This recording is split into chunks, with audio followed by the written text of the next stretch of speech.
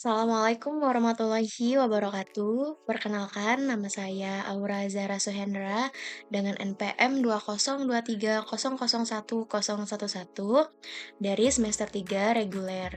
Di sini saya akan menjelaskan mengenai pengantar teknologi informasi. Apa itu teknologi informasi dan sistem informasi?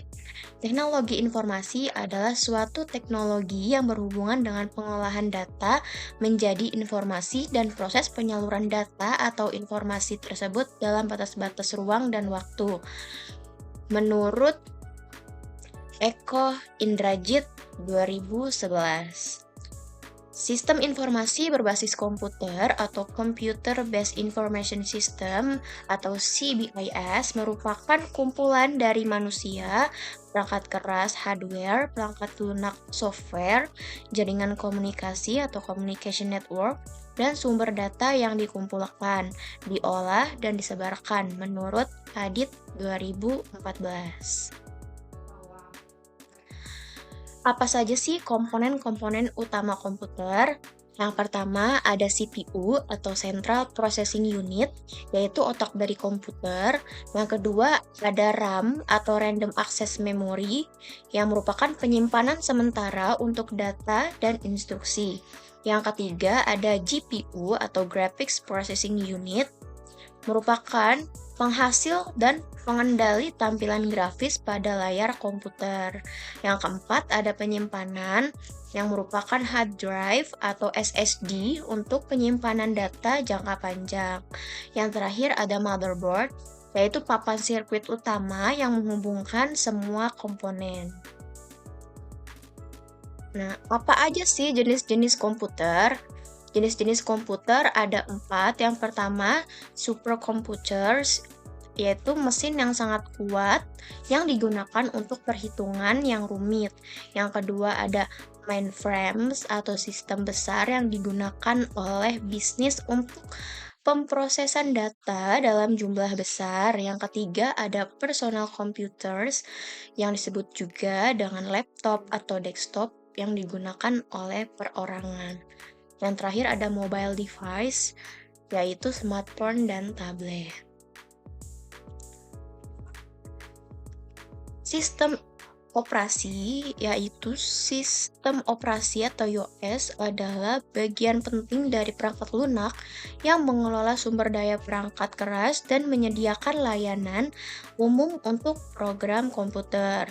Nah, di sini ada beberapa contoh sistem operasi ya yang kita kenal, ada Windows, Android, macOS, iOS ya. Nah, selanjutnya perangkat komputer itu dibagi dua. Yang pertama, perangkat lunak, yaitu program yang berisi perintah-perintah untuk menjalankan tugas tertentu pada komputer. Contohnya, Microsoft Excel, PowerPoint, Word, Chrome, Gmail, dan Adobe. Nah, yang kedua itu perangkat keras, yaitu komponen fisik komputer yang dapat dilihat dan diraba. Contohnya keyboard, mouse, monitor, CPU, seperti itu. Nah, pengertian internet dan jaringan. Internet adalah jaringan komputer global yang berkomunikasi melalui protokol standar. Jaringan memungkinkan komputer terhubung dan berbagi sumber daya, sehingga memungkinkan aktivitas seperti menjelajahi web, mengirim email, dan streaming media. Di sini ada penggunaan teknologi ya di berbagai kehidupan. Yang pertama yaitu dalam pendidikan, yaitu penggunaan alat dan aplikasi teknologi yang meningkatkan proses pembelajaran dan pengajaran. Contohnya ada Google Classroom, Perpusnas, Perpustakaan Nasional, dan Zoom.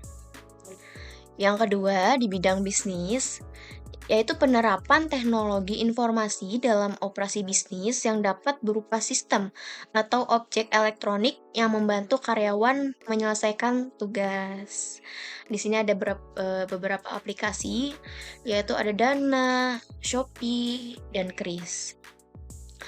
Yang ketiga ada dalam bidang kesehatan, yaitu metode dan alat yang digunakan untuk mencegah, mendeteksi, meringankan, menyembuhkan, dan memulihkan kesehatan.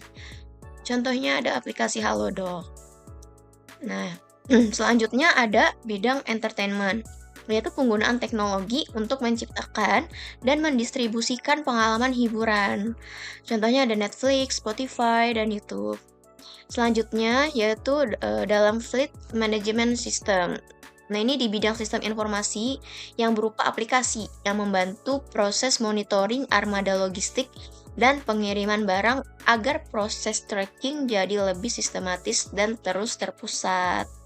Yang terakhir ada dalam bidang pertanian, yaitu teknologi yang membantu para petani meningkatkan hasil panen dengan optimal. Contohnya ada aplikasi Pak Tani Digital.